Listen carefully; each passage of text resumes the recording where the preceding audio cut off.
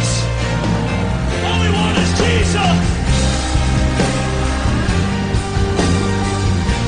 Make room for the King. Make room for the King. Let the King of Kings come. And the King of Glory come. The Lord of hosts. The Lord strong and mighty. Tear up them for 20 others.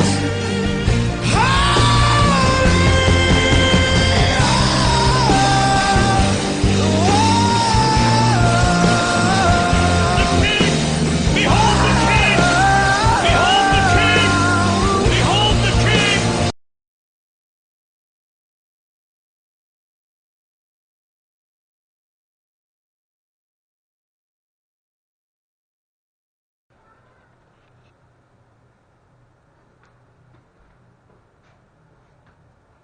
Nós vamos dar continuidade. Nós estamos na formação do cânon, e aí na aula passada eu abordei um pouco sobre a questão da Septuaginta, a tradução dos 70, onde gira-se a questão, são 70, são 72. Então, para alguns estudiosos, essa questão da quantidade de eruditos para a composição da Septuaginta é uma lenda, tá? Para alguns estudiosos ela é uma lenda, mas o fato histórico dela é que o Ptolomeu Filadelfo, que era um dos generais do Alexandre o Grande, ele pediu, ele sentiu uma necessidade, tá? Ele tinha essa necessidade de colocar na biblioteca dele, a Biblioteca de Alexandria, que era a maior biblioteca daquela época. Então ele resolveu então colocar um compêndio também, né? Foi dada a ele essa ideia de colocar, de ter no seu acervo, na sua biblioteca, um livro dos Hebreus. E aí então ele pediu com que esse bibliotecário, né? Ele fosse procurar alguém que pudesse fazer essa tradução para o grego da Septuaginta. E a Septuaginta, eu até abordei uma questão aqui, eu vou falar novamente. A Septuaginta, ela foi uma tradução que ela não foi fidedigna 100% na sua colocação gramatical ou até mesmo sentido da palavra, tá? Nós temos uma palavra, por exemplo, o Novo Testamento. Qual que é a língua de composição do Novo Testamento? Nós temos 3 línguas do período do Novo Testamento. Nós temos a língua de composição, que era a língua predominava, que era a língua comum que estava girando, que era a língua comercial, a língua do momento, como se fosse o inglês de hoje. Nós tínhamos a língua do povo, que era falado. Tô perguntando. Que era falado. Ajuda, meu filho. A língua do templo, qual era? Vou começar pelo templo, aí vai ficar fácil. A língua do templo era o hebraico. A língua comum do povo era o aramaico, e a língua de composição, que era a língua conhecida como língua comercial, era o grego, tá? Era o grego. Só que o grego, ele é a língua de composição, ou seja, é o dialeto que foi escolhido para compor os materiais do Novo Testamento, tá? Devido ao quê? Devido ao helenismo. Então, sendo os romanos ali vindo ali com o latim, aí essa língua indo-europeia, ela vai tomar uma força, tá? E nós abordamos a questão da Vulgata Latina de São Jerônimo, que teve ali uma tradução também bem ruim das escrituras, foi horrível, tá? Então ele adulterou ali mesmo na cara de pau, muita coisa ali ele colocou Abel para ser. Mas quando a gente está falando da Septuaginta, ela vai trazer algumas traduções que vai surtir uma influência no Novo Testamento. Quando nós vamos ler a palavra de Deus no Novo Testamento, texto. Mateus capítulo 16, versículo de número 18. Quando Jesus, né, Pedro faz aquela revelação de que ele era o Cristo, o Filho do Deus vivo, aí Jesus vai dizer o quê? Olha, te digo que tu és Pedro, e sobre esta pedra edificarei a minha igreja, as portas do inferno não prevalecerão contra ela. Nós temos ali no grego ali um puxadinho do grego da Septuaginta. Qual é? A palavra utilizada eclésia. A palavra eclésia, ela não tem ali dentro do texto do Novo Testamento, ela não tem o sentido que nós entendemos como igreja. Por quê? Porque quando a Septuaginta, na palavra lá em Deuteronômio, quando vai falar do ajuntamento que se fez quando Deus reúne a congregação de Israel, a palavra ali congregação é kahal, no hebraico. Quando a Septuaginta traduziu congregação, ela traduziu por eclésia. Olha você ver, já existia igreja no Antigo Testamento? Existia igreja? Da forma que nós pensamos, da forma que a gente entende no Novo Testamento, existia? Não. Mas a palavra que a Septuaginta, que os tradutores da Septuaginta fizeram, pegaram a palavra kahal, que quer dizer congregação, e colocou lá eclésia. Por quê? Porque, lembra quando nós estudamos os filósofos, a filosofia da religião, nós não falamos sobre a cultura filosófica grega. Quando nós falamos do ajuntamento que tinha para debater as demandas na polis, o que é a polis? Cidade-estado. Então cada cidade era um estado, ela tinha um regimento, uma lei, então o povo se organizava naquela cidade-estado, eles próprios se organizavam.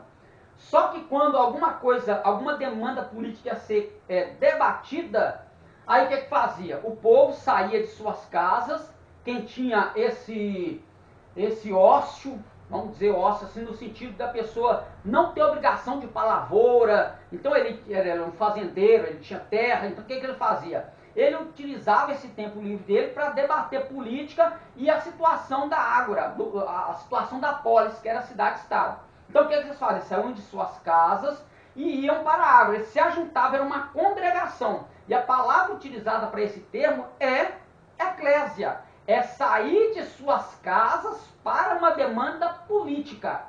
O sentido que o grego dá para a eclésia é esse. Só que quando fez a tradução para o português, todas as Bíblias em português, vai estar lá igreja. Mas o texto de composição é eclésia. Mas por que então que não colocou congregação? Porque kahal é a tradução de kahal, que é congregação, ajuntamento. Quando Deus ajuntou o povo no pé do monte, ali foi o kahal. Esse é o kahal, é a congregação de Israel, é o ajuntamento do povo. Deus trouxe o povo para falar com o povo. Então o sentido ali, quando Jesus falou de kahal, de eclésia, é esse, é um ajuntamento, é uma congregação. Então essa palavra igreja, que foi traduzida para o português, ela está errada. Tá? Vou explicar, calma. Tá tudo errado, não. Vou explicar. Então, quando a Septuaginta faz essa tradução, o Novo Testamento, por influência da língua grega, que é a mesma, não mudou. A semântica, gramática, não mudou nada. É a mesma influência. Os gregos aqui, ó, que predominou foi o período que Ptolomeu Filadelfo fez essa tradução, o período helenístico dos gregos. Então, essa cultura estava lá. A língua ainda tem o mesmo peso, a mesma semântica, a mesma gramática, tá? Só que por que então que os tradutores das Bíblias em português, inglês, seja lá qual for, não colocou congregação? Colocou igreja. E hoje nós temos mentalidade de igreja no fato de que igreja vamos colocar assim, você está pensando em igreja, pensa em igreja, você pensa em todo mundo junto, não é? Só que o que Jesus vai colocar no texto grego, quando ele vai continuar o texto grego, aí Jesus vai explicar. Você é igreja?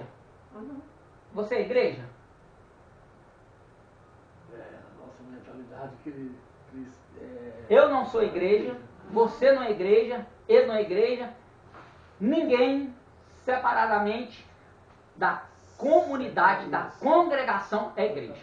Então esse negócio de nego falar assim, não, eu sou a igreja de Jesus, eu não preciso estar na igreja, não preciso estar lá na congregação, não preciso estar no meio dos irmãos, eu sou a igreja. A Bíblia diz que eu sou a igreja. É mentira, é uma falácia. Por quê? Porque o próprio texto grego vai trazer isso. Então nós vimos ali que a tradução de kahal traduziu para a eclésia, traduziu para a igreja, mas o sentido original da palavra é uma congregação, é um ajuntamento de pessoas para uma demanda.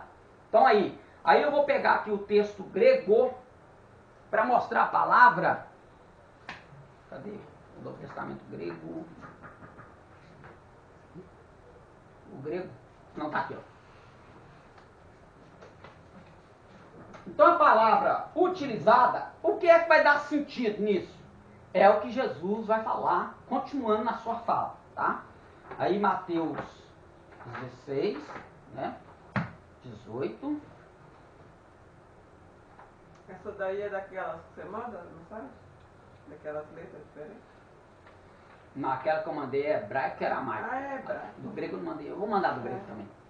Tá? Mandar alguns do grego também pra você já ir familiarizando com a palavra aqui, ó. Nós temos aqui, quer ver? Verso 18, ó.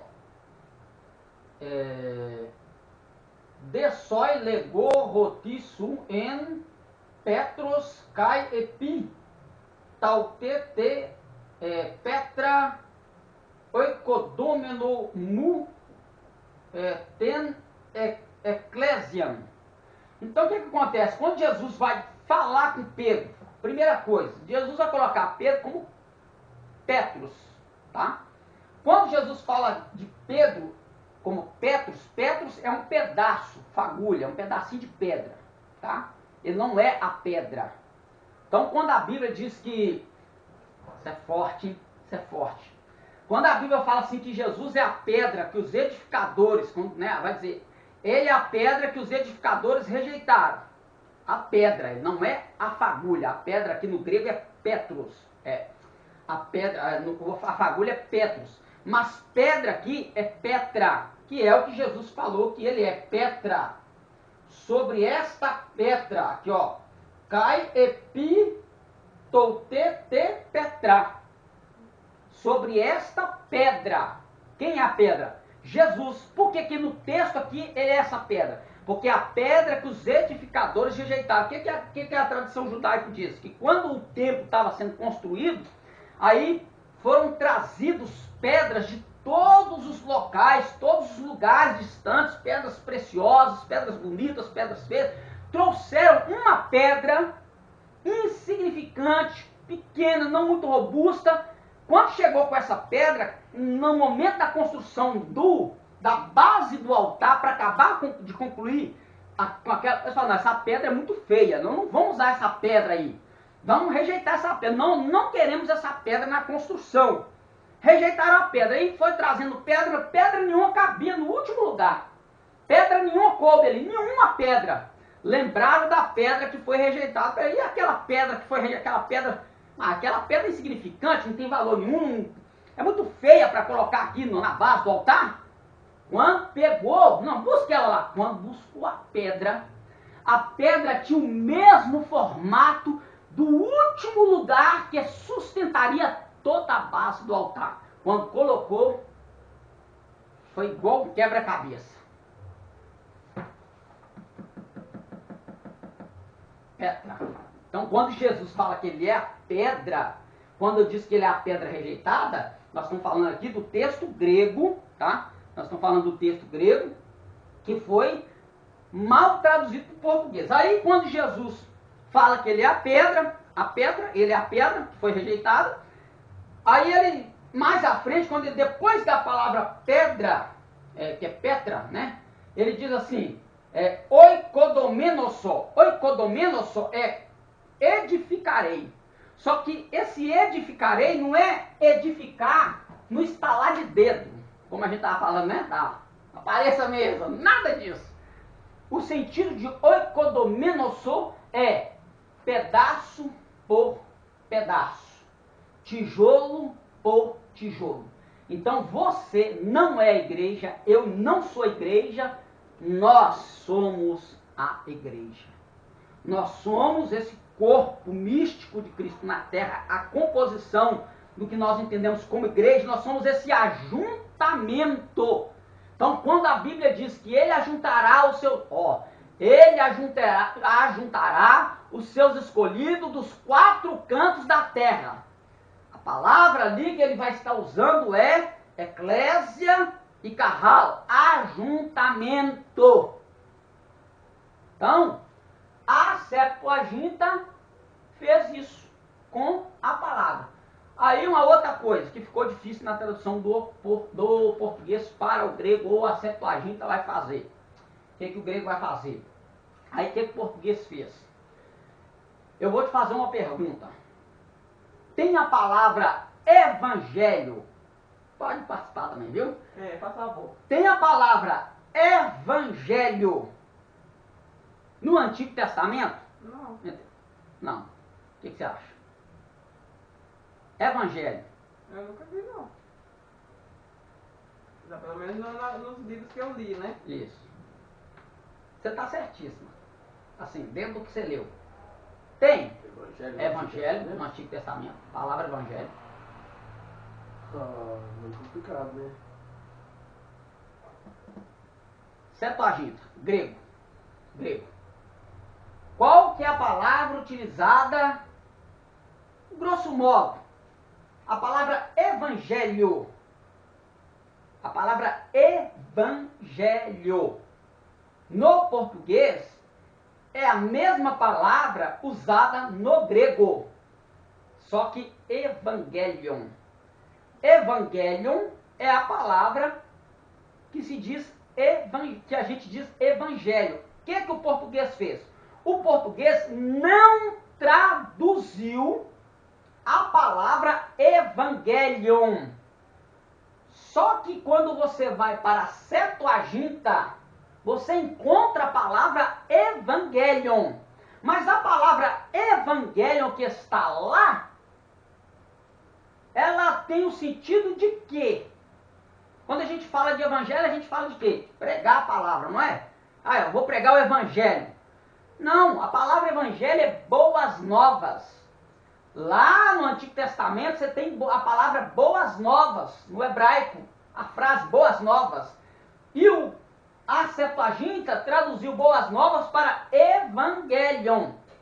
E aí, quando nós vamos ler o evangelho segundo escreveu Mateus. Não, são as boas novas segundo escreveu Mateus.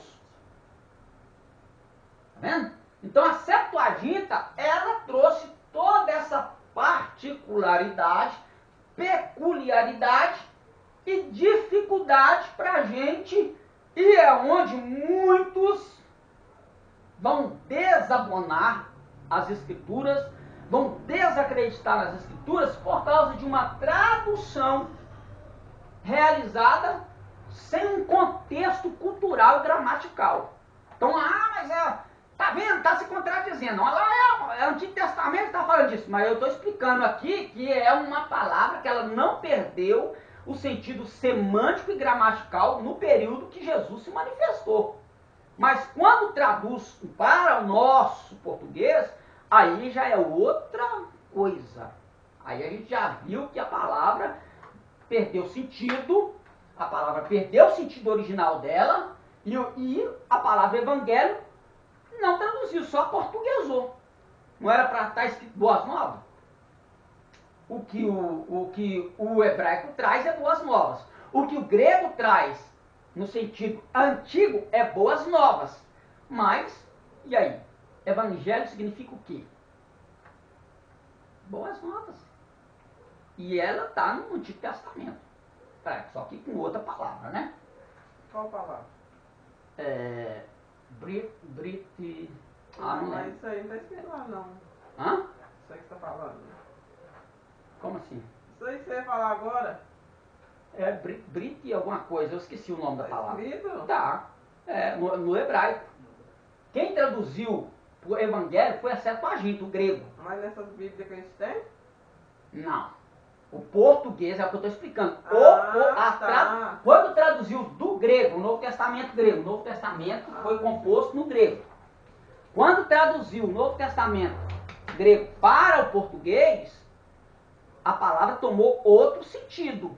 Ela não tem o sentido original da língua original. A palavra de Deus é inspirada? Não é inspirada? Ela é inspirada. Mas qual é a língua de composição da palavra de Deus? É o português? Não. É o grego, né? Grego, hebraico e aramaico. Mas e aí, como é que fica? Aí o que acontece? A palavra que nós temos traduzida para o nosso idioma é para que nós possamos usá-la. Entendermos a mensagem de Deus. Então a tradução, ela é feita com o objetivo de evangelizar e propagar as boas novas. Seja ela do Tanar ou da Brita Hadashah. Vai anunciar as boas novas. Toda a obra que Deus fez e o que Ele quer com o ser humano nesta obra. É a Bíblia que nós temos, de Gênesis a Apocalipse. Então, quando a tradução é para o português, para o alemão, para o inglês, seja qual for a língua, ela foi feita com o intuito de nos aproximar da palavra de Deus, compreender a obra de Deus, saber quem é Deus, mas quando a gente já passa aí para o lado de composição da Bíblia, bibliologia, como que a Bíblia foi composta, qual que é a história da Bíblia, aí a gente já começa a ter uma visão um pouco mais, sim, diferente, a entender umas coisas que a gente não entendia. Parece coisa de outro mundo, parece, mas é o quê? É fato, não é fábula, não é conto, não é mito, não é mentira, tem comprovação de fato, palpável, que são os documentos que nós encontramos, papiro, pergaminho, códice, argila, tudo que foi escrito, tá? Entendeu? Cuneiformes, por aí vai, os materiais de composição das escrituras. Então, deu para entender até aqui? Questão da Septuaginta. Então, ó, a pedido do bibliotecário Demétrio de Faleiro, rei do Egito, Ptolomeu Filadelfo, essa vírgula aqui está no lugar errado, tá? A vírgula tinha que estar aqui, ó. Porque o rei, na verdade, era o Ptolomeu, tá? Não era o faleiro aqui, era o bibliotecário, tá? A vírgula está no lugar errado. Então, o rei do Egito, Ptolomeu Filadelfo, 285 a 246 a.C., solicitou ao sacerdote judaico Eleazar que fosse enviados a Alexandria 6 doutores de cada tribo, 72. Aí vai ficar aquela questão, 70, 72, então, esse lado mítico aí, de se é 70, se não é, o negócio é, o que nós queremos é aquilo que é o fato, é a tradução, tá? Para efetuarem a tradução para o grego, completaram a tradução em 72 dias, ou 70 dias, fica essa deixa aí, tá? E foram escritos por um período de aproximadamente 100 anos. A ordem dos 27 livros do Novo Testamento vem da Vulgata. A Vulgata é aquilo que eu falei, foi a tradução que foi feita do grego para o latim. Só que a tradução do latim é uma tradução que deixa a desejar, tá? Por vários motivos aí de composição do latim, que a semântica que usou na Vulgata, ela destroçou com a veracidade dos livros sagrados, tá? Então, não é uma tradução boa. Por mais que ela foi usada há séculos, tá? Pela Igreja Católica, foi usada há séculos, era a língua de uso, vamos colocar assim, religioso, mas depois que veio as outras traduções, a Vulgata ela foi ficando mais para material de comparação, de tradução, do que de material de veracidade, tá? Ou de semântica linguística. Questão lá do Lúcifer, né? O detentor da luz. Tem nada daquilo lá que ele é detentor da luz, que ele é Lúcifer. Essa palavra não existe, foi criado. Então, quando ele traduziu isso aí, ele criou essa palavra aí, tá? Inventou isso aí. Em 366, Atanásio, patriarca de Alexandria, publicou a lista dos 27 livros como conhecemos hoje. Esta lista foi aceita pelo Concílio de Hipona, na África, em 393 AD, ou seja, da nossa era, tá? Então, aqui nós já temos o que é o quê? Aqui já é uma organização que está sendo feita dos livros do Novo Testamento. Então, nós vimos que o Antigo Testamento ele passou também por alguns critérios de aceitação, até que fechou-se o cânon do Antigo Testamento. Aí vem a questão do Concílio de Jâmnia, se foi lá ou se não foi. Mas Jâmnia reconheceu que que o material utilizado, que era utilizado por toda a linha ortodoxa, as igrejas, o povo, as sinagogas utilizavam aquele material, então eles apenas reconheceram os materiais de uso daquele período da Bíblia hebraica, tá? Que a Bíblia hebraica, lembrando que a Bíblia hebraica que nós temos hoje, que é a Stuttgartense, que é a Bíblia hebraica usada pelos acadêmicos, ela traz os sinais maçoréticos. Lembrando que a Bíblia hebraica original, o hebraico original, ele não contém os maçoréticos, os sinais, os diacríticos, tá? Eles só vão aparecer lá no quarto século, com os maçoréticos. Tá? Então, aqueles sinaizinhos que simbolizam as vogais, não existe no hebraico arcaico, tá? Só lembrando aí. No terceiro concílio de Cartago, em 397 da nossa era, o cânon do Novo Testamento foi reconhecido e fixado. Aí nós já vimos lá aquela questão que teve, né? Ó, livros desaparecidos. Como assim? São livros que são citados nas escrituras, mas você não vai encontrar. São cartas que foram escritas, mandadas, tá? Mas você não vai encontrar lá no Novo Testamento ou no Antigo Testamento esses materiais. Quais são? Nós temos cartas de 1 Coríntios capítulo 5, verso 9, é citado, mas não está lá. Carta de Laodiceia, Colossenses 4,16, palavra do próprio Jesus, Atos 20, 35. Então, esses são materiais que tem citação desses materiais, mas cadê ele? O material sumiu. Por que ele sumiu? Ele não era de cunho, ele não foi reconhecido como canônico, ele já havia se perdido. Então, fica essas perguntas no ar. Não tem resposta para essas perguntas, tá? Apenas o fato que foi citado, está lá escrito, como, por exemplo, lá no Antigo Testamento vai falar do livro do justo. Cadê esse livro? Não tem na Bíblia em lugar nenhum, mas lá é citado, o livro do justo. E outros livros mais que a gente vai ver aqui, ó. Livros apócrifos, né? Apócrifo significa escondido ou oculto, isto em referência aos livros que tratavam de coisas secretas, misteriosas, ocultas. No sentido religioso, o termo significa não genuíno, espúrio, desde sua aplicação por Jerônimo. Então, os livros apócrifos são livros que eram materiais que eram utilizados. Nós vimos aqui, né, quando nós estudamos sobre o Novo Testamento, nós vimos citações de livros apócrifos no Novo Testamento. Mas então, cadê por que esse livro não entrou? Ele não foi devido a essas dinâmicas do livro. Ó.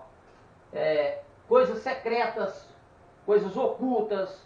Então, alguns livros apócrifos, você vai ler, você lê o livro apócrifo, você encontra coisas que vão contra a doutrina daqueles livros que foram estabelecidos como canônicos. Então você vê uma divergência. Por exemplo, falar com os mortos, invocar os mortos. A Bíblia condena isso, os livros canônicos condenam isso. Mas quando a gente vai para o livro de Judite e outros mais, você vê lá invocação de espíritos familiares. E a Bíblia condena isso. Então os livros canônicos condenam esse tipo de prática. Então alguns apóstolos faziam uso dessas atitudes, então eles foram rejeitados, eles não passaram nesses critérios. Um dos casos por eles não terem entrado eram isso, era mexer com coisas ocultas que a Bíblia, né, que os outros textos condenavam e praticavam, tá? E outras coisas mais, além disso, tá? Muito mais coisas ainda, né?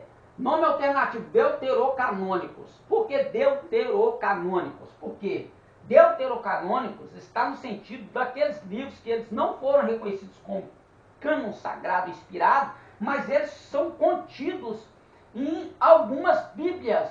Por exemplo, a Bíblia Católica. A Bíblia Católica contém 7 livros a mais que a Bíblia Protestante. Alguns apócrifos ela contém.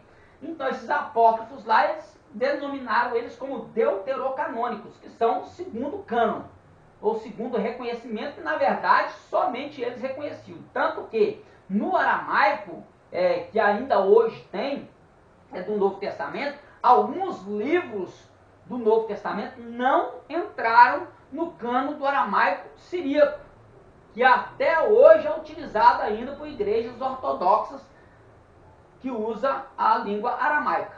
Então não entraram, alguns não entraram, Não tem livro apócrifo lá, mas alguns livros não entraram, não estão lá. Não adianta chegar com o Novo Testamento seu lá e vamos ver ali aqui, ó. Não vai ter, tá?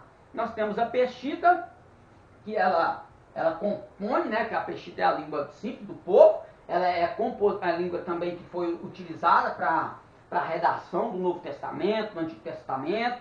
Documentos, existem documentos, tá? Hoje aprovados, existem documentos escritos no aramaico do Novo Testamento que são mais antigos do que os documentos antigos gregos. Então, quer dizer, isso então nos dá a entender que a língua de composição não foi somente o grego.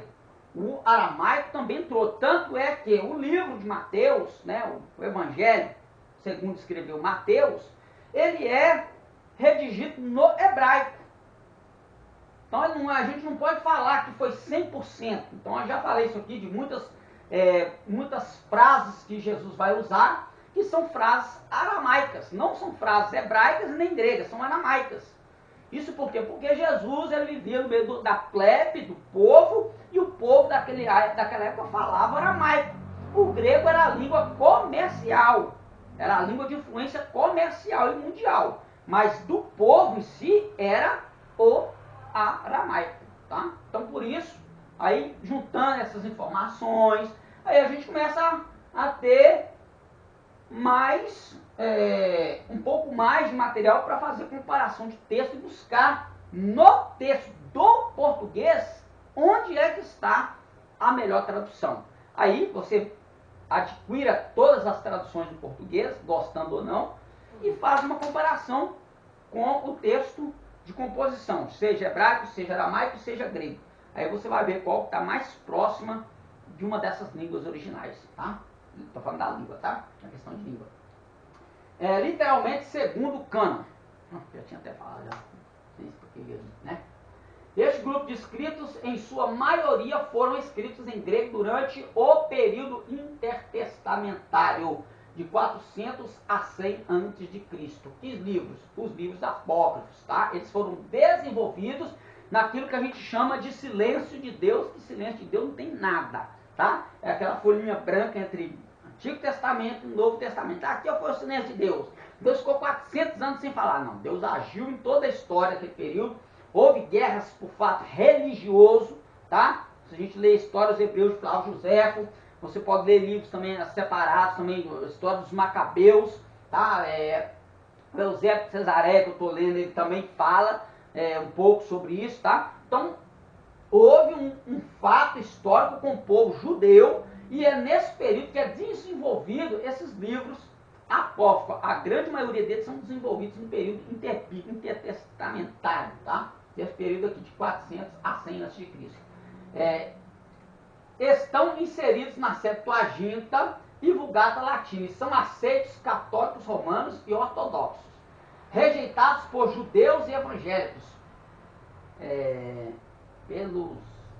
Faltou alguma palavra, pelos mais, sei lá, faltou alguma coisa ali, né? Os apócrifos apareceram pela primeira vez na Septuaginta. Jerônimo, ao traduzir a Vulgata em 405 da era, incluiu os apócrifos oriundos da Septuaginta, porque ele foi ordenado. Foi uma ordem. Põe, não estou achando bom pôr não. Estou pedindo, estou mandando, estou te ordenando. Coloca, tá? Então, foi ordenado a ele colocar, ele colocou. Mas isso aí fez com que a tradução dele, só porque foi ordenado colocar os apócrifos, toda a tradução é só apócrifo? Não. Deixou a desejar todo o material, quando a gente faz a comparação textual, tá? Com o original mesmo. Mas indicou que os mesmos não poderiam ser base de doutrinas. É aqui que está a questão dos apócrifos. Base doutrinária, essa demanda aqui que eu falei, sobre invocar espíritos. Você vai ler o livro de Enoque, você praticamente que fala assim, peraí, ele está falando de disco voador. Né? Claro que naquela época eles não tinham essa mentalidade de disco voador, né? Mas quando você lê com a gente, a mentalidade que a gente tem, a gente vai achar que está falando de disco voador. mas era uma forma mítica dele falar, que o livro dele traz, de apresentar algumas coisas, né? Então aí tem toda essa desenvoltura nos livros. São 14 os apócrifos, sendo 10 livros e 4 acréscimos a livros canônicos. Antes do Concílio de Trento, a Igreja Católica aceitava todos, mas depois passou a aceitar apenas 11, sendo 7 livros e 4 acréscimos. A Igreja Ortodoxa Grega mantém os 14 até hoje. 14 que são incutidos aí no cano, né? Porque Incutido. Mas é aquilo que a gente falou. Por quê? A cultura. Alguns deles, igual a gente tem aqui, né? Eu já falei isso. Você vai usar o livro apócrifo como livro doutrinário? Não. Mas você vai usar um livro apócrifo como base de orientação cultural. Era como o povo via as coisas. Aí você, várias passagens do cânon, do canônico, do livro canônico, do Novo Testamento canônico, do Antigo Testamento canônico, você consegue entender com mais clareza lendo um apócrifo. Porque o apócrifo ele sai daquele contexto cultural.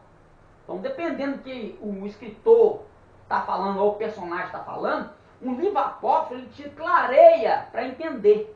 Por exemplo, eu falei da questão aqui que a tradição judaica fala sobre a construção da base do altar, da pedra que foi rejeitada. Tem lá na Bíblia isso tudo que eu contei? Não tem. Mas a tradição oral, lembra do TBLP? A tradição oral já te explica por que é que Jesus era conhecido como pedra rejeitada, a pedra de esquina que foi rejeitada.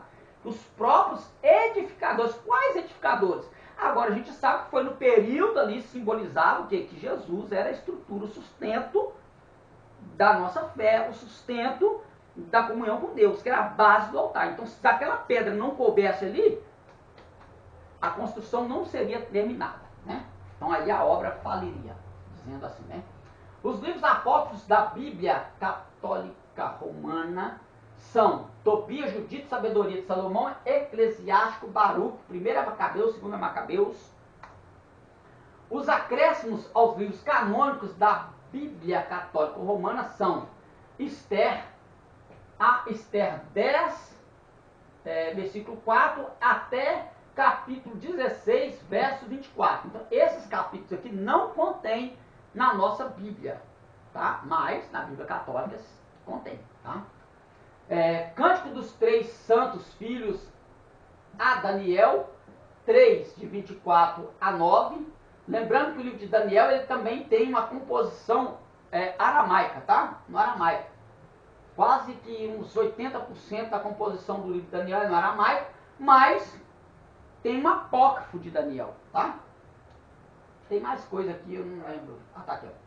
A história de Susana, né? A Daniel capítulo 13, não tem um capítulo 13 na nossa Bíblia. Aí são esses acréscimos aí que vai surgindo, tá? Bel e o Dragão, capítulo 14. Isso na Bíblia Católica Romana e naquela Bíblia siríaca aqui, elas têm esses livros, esses acréscimos. De onde que veio? Não sei. Colocaram lá. Será que foi o Jerônimo? Não sei, porque ele estava fazendo a tradução para o latim, da Septuaginta. Mas aqui está no aramaico. E aí, quem foi que pôs o acréscimo? Fica a pergunta, né? Os rejeitados a partir do Concílio de Trento em 1546 AD, ou seja, da nossa era, né? Vamos colocar assim, são terceiro Esdras, quarto Esdras e a oração de Manassés. A Igreja Romana aprovou os 18 apócrifos em 18 de abril de 1546 como meio de combater a reforma protestante. O problema, então, recente, né? O problema aqui não era questão doutrinária apenas. Era uma disputa, né? Como a reforma estava ganhando força, a reforma protestante está começando a ganhar força, aí o que eles fizeram? Não, já que eles vão ficar com essa... Vamos utilizar aqui o Martim Lutero, a tradução dele para o alemão. Quando ele faz essa tradução para o povo, e ele começa a distribuir para o povo essa tradução dele, aí começa a colocar em risco o próprio sistema religioso católico. O que eles vão fazer? Então nós vamos acrescer e manter apócrifos em nosso acervo. Nós vamos ter mais, simplesmente para não ter uma comparação. A gente é igual a eles. Tá? A gente é igual a eles, simplesmente por esse fato.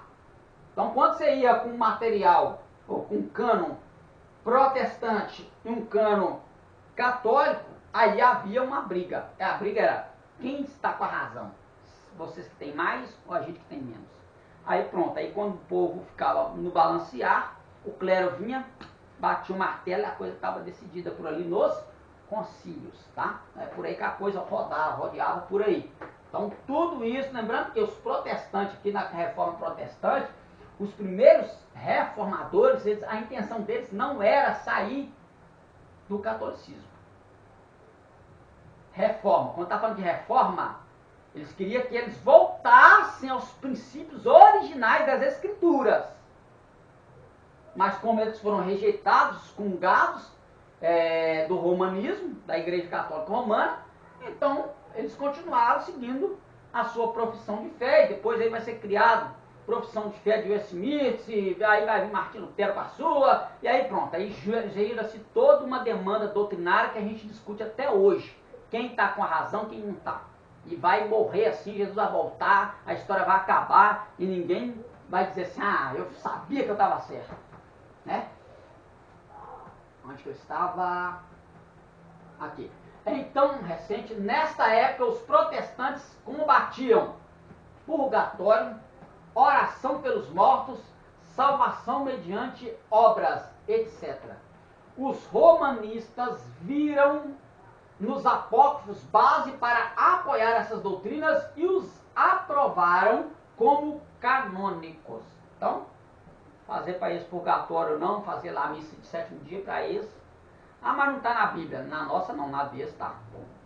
Só que aí quando você vai comparar a doutrina, na comparação do texto de lá e de cá, ele fica no meio, ele perde. Então, por isso que o protestante não aceita esse tipo de prática, porque o cânon mesmo não traz sustentação para essa prática. Muito pelo contrário, condena. Então, Deus traz condenação para esse tipo de prática. Né?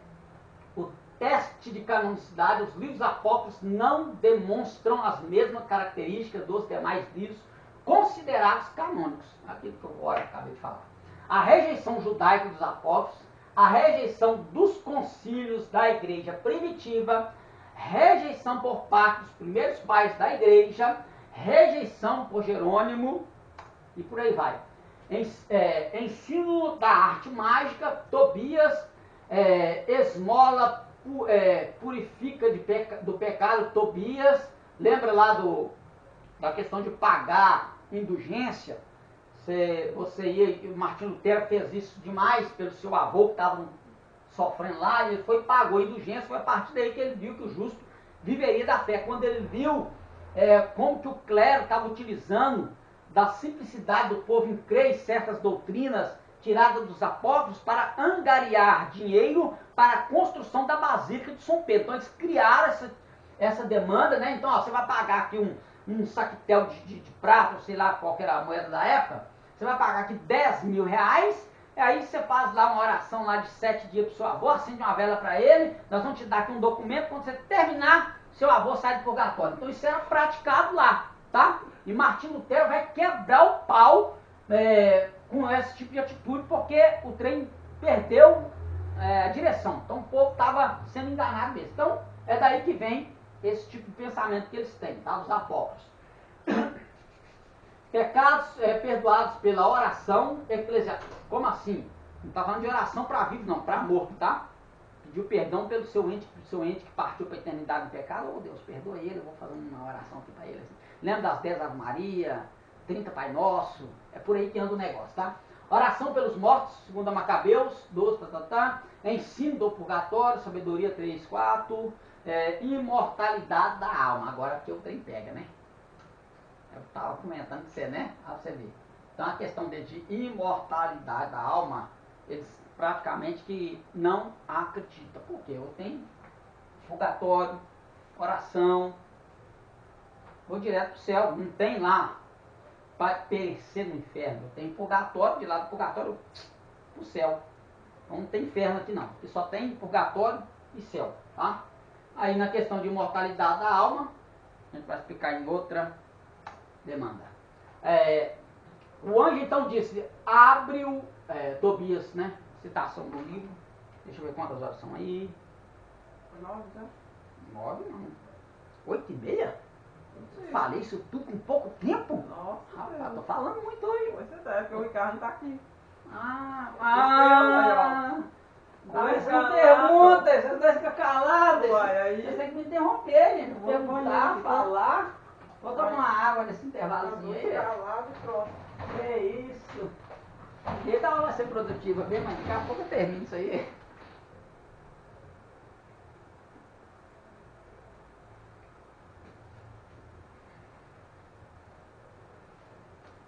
Quer falar nada não? Argumentar nada não? Fala aí, moça, ajuda aí.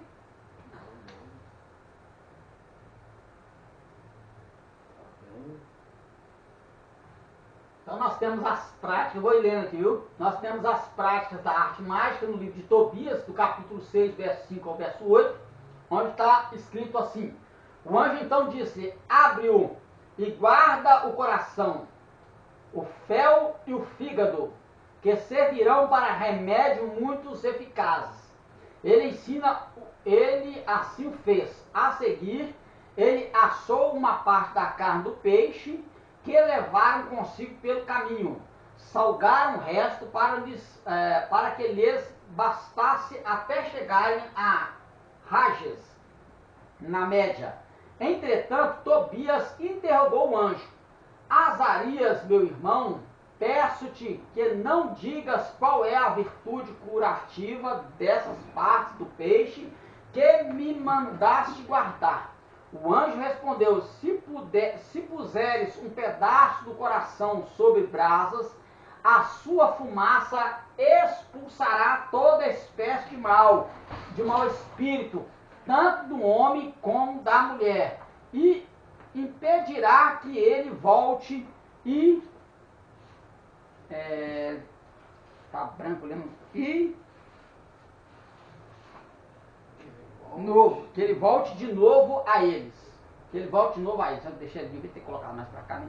Que ele, tá vendo? Então ele está ensinando aqui você expulsar um espírito maligno com um pedaço de peixe.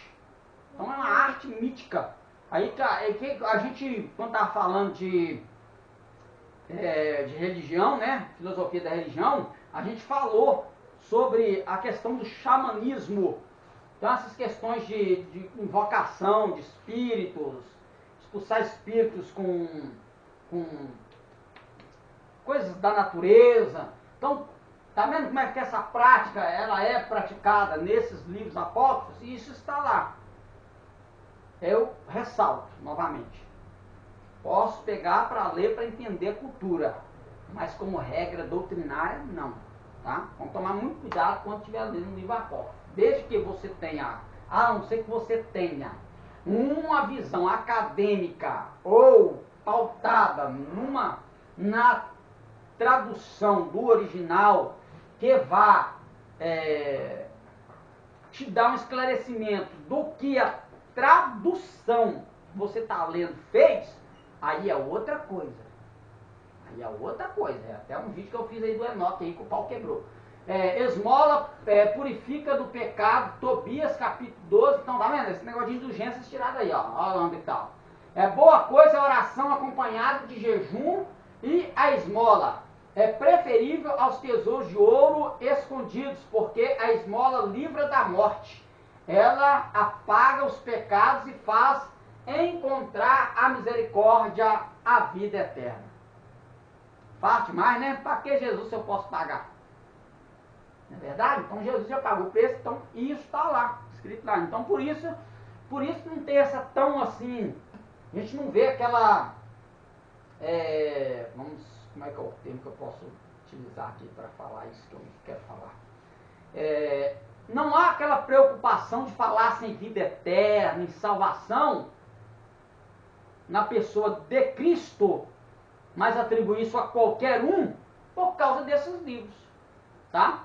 Então qualquer um pode curar você de uma enfermidade, qualquer um que você invocar pode abrir uma porta de emprego para você, qualquer um que você invocar, aí talvez seja só esse mesmo, porque Jesus não é isso não, tá? O santo casamenteiro, Jesus não faz isso não, tá?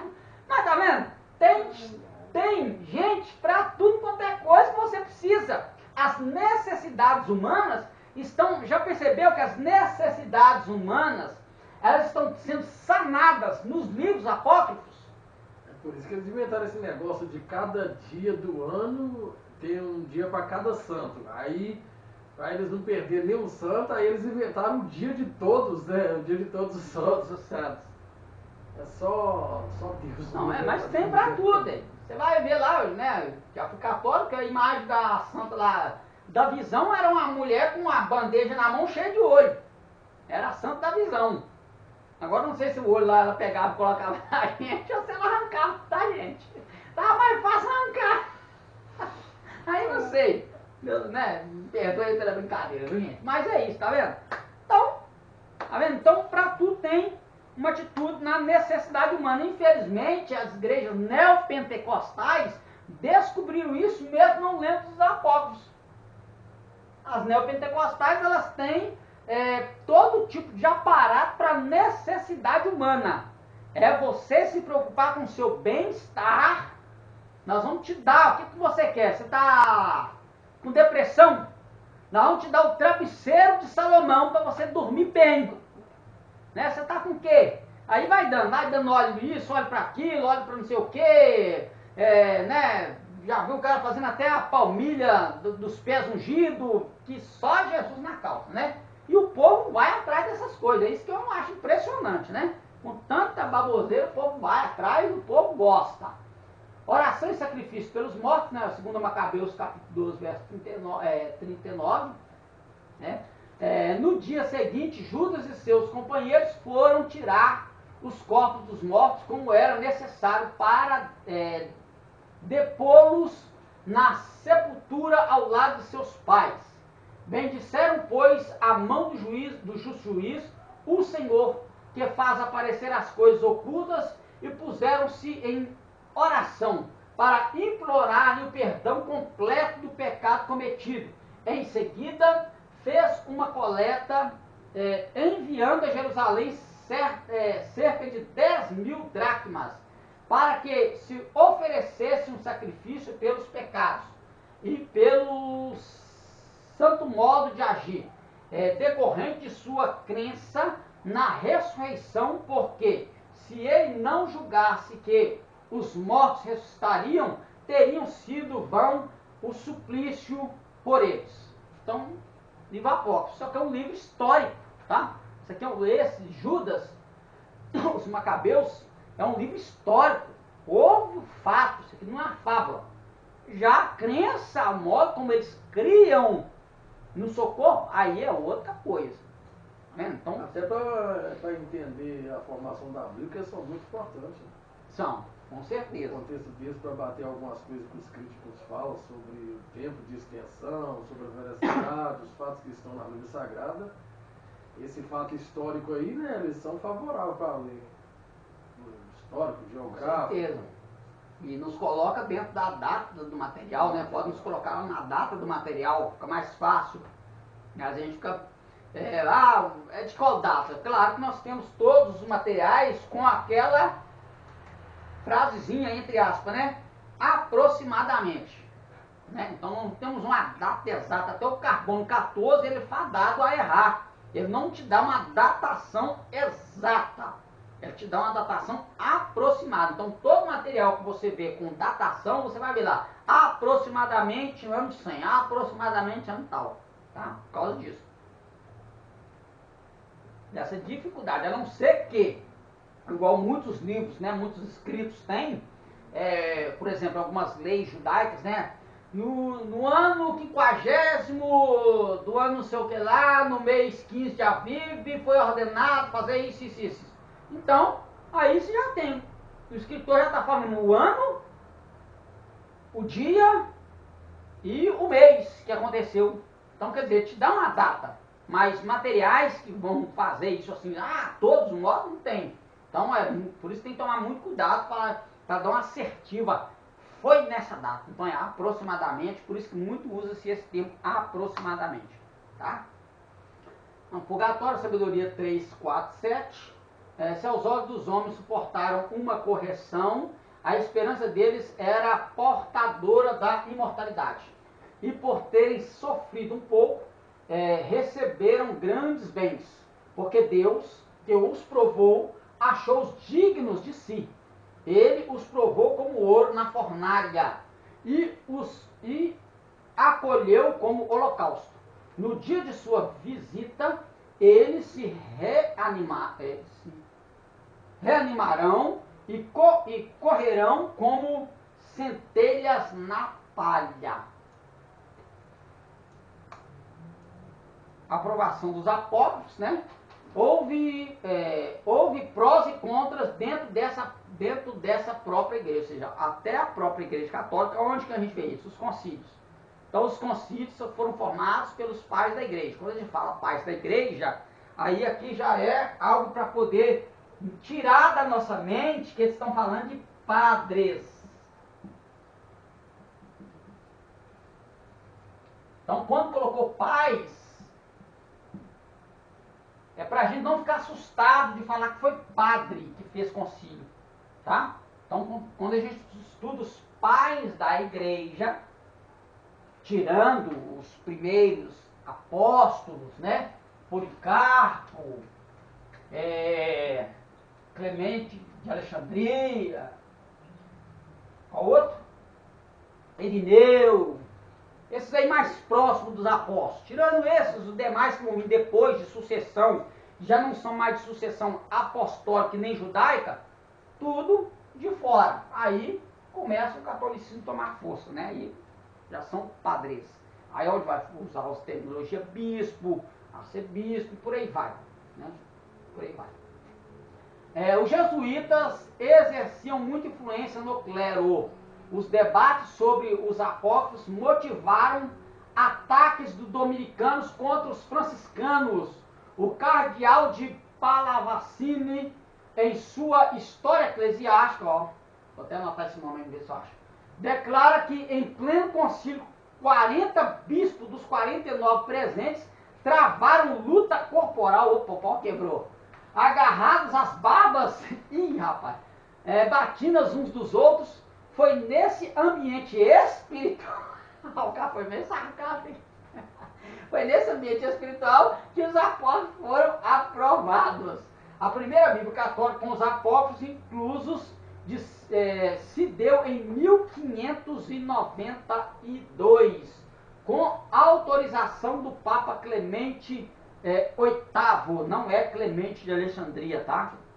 Nome e sucessão ali de clero, tá? Aí usava-se muito essa questão de repetir o nome, usar o nome do antepassado ou do aquele que estava no governo anterior para manter uma dinastia, tá? Usava-se muito. Quando você vai ver lá a questão de Herodes, Herodes o Grande, Herodes Agripa, nesse sentido.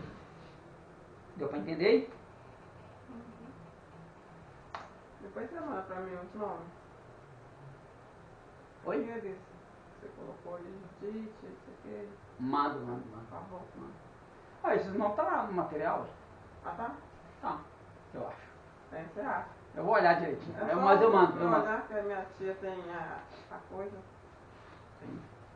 Tem a Bíblia Católica. Ah, Vamos tá. ler. Você lê lá. Ah, bacana isso aí. Você vai fazer, vai ser bacana, viu? Fazer a comparação lá. Aprovação dos apóstolos. Os reformadores protestantes publicaram a Bíblia com os apóstolos, colocando-os entre o Antigo e Novo Testamento. Não como livros inspirados, mas bons para leitura e de valor literário e histórico. É o que ora acabamos de falar. Isso continuou até 1629, quando, a partir dessa data, os evangélicos omitiram os apócrifos para evitar confusão entre o povo simples, que nem sempre sabe discernir entre um livro canônico e um apócrifo. Tá vendo? Até vamos colocar assim, dentro desse termo, até os cristãos protestantes tiveram que tomar uma postura concernente a tirar ou deixar os apócrifos ali. Mas qual que era a questão? Não levar a confusão à cabeça do povo. Tá? O povo diz. Eu acho que, desculpa, pastor, Pode falar. eu acho que se o povo lesse a Bíblia, porque se o povo se interessasse mesmo, igual esse povo que tem essa adição desses 7 livros a mais, se eles lessem os 7 livros canônicos e lessem esses 7 livros, que são os livros apócrifos, que para eles não são deuterocanônicos, deuterocanônicos, eu acho que se eles lessem, se eles pelo menos dedicassem a ler, porque para mim eles não lêem, são poucos que leem. Não. Porque se todos dedicassem a ler mesmo os livros canônicos e essas 7 adições que tem na Bíblia deles, eles iam ser confrontados pelo texto. Ou eles iam retirar os 7 canônicos, ou eles iam retirar esses 7 que são adições, ou eles iam tirar os 66 e ficar só com 7. Para mim, se eles dedicassem uma leitura, uma dessas duas posições iam ter que tomar. Porque eu acho que não tem como ficar com eles. Não sei. Eu acho que meio difícil. Se eles dedicassem mesmo em ler e fazer comparações, eu acho que eles iam ter que entrar, iam ter que tomar uma dessas decisões. Ou ficar somente com esses 7, ou aceitar os 66 e rejeitar os 7. Porque a gente, olhando para os 66, eles rejeitam os 7. Não bate, não tem um engajamento. Não tem. É totalmente contrário. Então, vocês pelo menos lêem, porque eles não leem. Não leem as pessoas. And we don't care about a name. All we want is Jesus. All we want is Jesus. Make room for the King. Make room for the King. Let the King of Kings come. And the King of Glory come. The Lord of hosts. The Lord strong and mighty. Share out there, 4 and 20 elders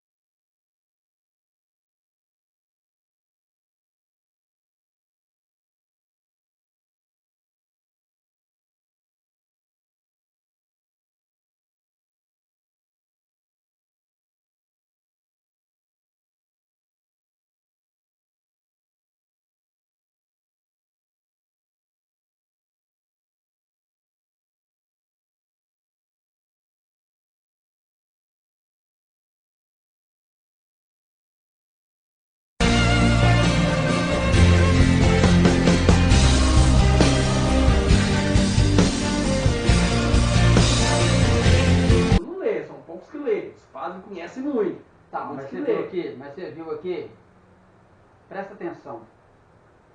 É aqui que a coisa pega. O que você está falando aqui, ó, por que é um pouco assim, meio complicado?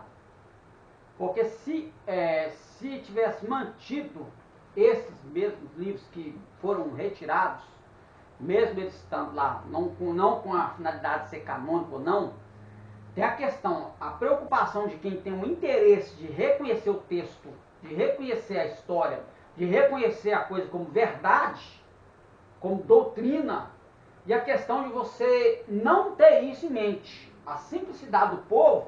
Então, pela simplicidade do povo, é que os evangélicos, colocando aqui no texto, que nesse período não tinha essa nomenclatura evangélica, tá? Que ficou colocado pela elaborador aqui. Não tinha essa nomenclatura evangélica, que era uma questão que era protestante, protestantismo. Então, o protestantismo aqui, a finalidade dele não era simplesmente desabonar simplesmente o fato dos... O problema deles não era os apócrifos que estavam lá. Era quem ia ler esses apócrifos. Porque para uma pessoa que está, igual vocês estão sentados aqui, tendo essas informações, é fácil você ler lá o texto e falar assim, isso aqui, rapaz, não bateu, não quer saber uma coisa? Eu não quero esse livro. Eu não quero esse livro apócrifo aqui, eu vou ter ele aqui só para me ler mesmo, só para passar um tempo de leitura. Mas para uma pessoa que está no sentido religioso, sem essa informação, sem esse esclarecimento que vocês estão tendo aqui, para ele o texto corrido é um texto canônico, independentemente se ele vai estar lá mandando você matar seu pai, porque Deus vai te abençoar, independentemente, entendeu? Então o fato aqui que eles fizeram isso aqui foi por causa do povo simples, aquele povo que não meditava as escrituras num pensamento filosófico, que é a questão que ainda está embutido o pensamento filosófico aqui. Nós vamos ver que aqui, século XVI, nós temos aqui o que? É o período, como é que chama, gente? Revolução Francesa, Revolução Industrial, está nesse meio aqui, de 16, 18, século XVI, século XVIII, Revolução Francesa, Revolução Industrial. Então ainda tinha um pensamento, mesmo que a questão era material, religioso, o pensamento filosófico ainda predominava aqui. Então, se você não lia as escrituras simplesmente com aquele lado, aleluia, não. Sua questão era filosófica, entender a filosofia do texto. E era poucos que eram familiarizados. Era poucos. Então, você viu aqui que a preocupação deles não era o livro, era quem ia ler os livros. Entendeu? Por que pra gente é fácil ter assim, essa visão que você acabou de colocar? Por que pra gente é fácil? Porque a gente já chegou no meio protestante sem os livros. A gente já chegou aqui escutando que os livros apócrifos são livros do capeta. Entendeu? Então é por isso que a gente tem repugnância. Então o protestante, o crente, o evangélico, ele tem repugnância pelo livro apócrifo. Se ele sabe que você está lendo um livro apócrifo, ele vai falar que você está sendo confundida pelo diabo. Que Satanás está te enganando, você está começando a ler livro de heresia, daqui a pouco você vai estar pregando heresia. Nem viu você falar nada ainda. Só o fato de você citar o livro apócrifo, ler o livro apócrifo, você já é julgado nessa classe aí, de uma pessoa herética e de uma pessoa que está sendo enganada pelo diabo. Na verdade, não. Você está enxergando com seus óculos, você está deixando de pensar com a cabeça do outro. Você está pensando com a sua própria cabeça agora. Você está facultando melhor a coisa agora. Não, realmente é assim? Eu vou ver se o texto é assim. O texto que fala aqui, lá está falando é disso? Como é que é isso? O que está falando para mim que hoje, século 21, 2021, o que está falando para mim hoje? É o que é para hoje ou o que é para aquele dia? Então nós já fomos doutrinados. Nós já fomos doutrinados. Uma coisa que eu gostei muito assim, que o senhor falou no começo, eu peguei bastante, é esse fato de você estudar e começar a enxergar as coisas com os seus olhos. Começar, tipo, ter sua própria visão, saber aonde você quer ficar. Porque a maioria das pessoas que a gente vê hoje, elas estão onde elas estão, não é porque elas querem ficar, é porque elas já têm a mente cauterizada pelas pessoas E elas não querem buscar o conhecimento. A preguiça faz elas estar onde elas estão. Porque se elas saírem da posição que elas estão e buscar um conhecimento, pode ser que ela saia dessa ignorância. Mas as pessoas não querem isso. É o que o clero romano, o medo dele, do povo ter a Bíblia em mãos, era esse. E por isso as missas eram todas realizadas em latim. Até o período aqui 16, acho que do século XVI, era tudo em latim. Gente, o povo do campo não sabia falar latim, o povo mal sabia falar o alemão. Era um povo que cuidava de roça, não sabia latim. Aí o cara ia para a missa, o padre pegava, né, o sacerdote pegava lá o missal, ou a Vulgata Latina e começava, Deus não sei o que lá, não sei de tantos, e ninguém entendia nada. O povo, amém, era só isso, amém, amém, amém, só isso. Saía de lá sem entender nada. Aí Martim Lutero vem, faz uma tradução para o alemão e ficou doido, foi pronto. Agora o povo vai entender tudo que a gente estava falando. O medo deles era esse. E as demandas de Martim Lutero foram todas demandas acadêmicas. Tá? Os amigos que rodearam Martim Lutero, que ocultaram Martim Lutero para ele fazer, era tudo gente da academia, tudo gente da faculdade. Não tinha os plebeus que estavam interessados na causa, mas quem se preocupou com a causa foram o pessoal da corte. Ué, tradução para a nossa língua? Não, vamos fazer. O clero ficou doido. Ficou doido. Aí Martim Lutero vai, escreve as suas 95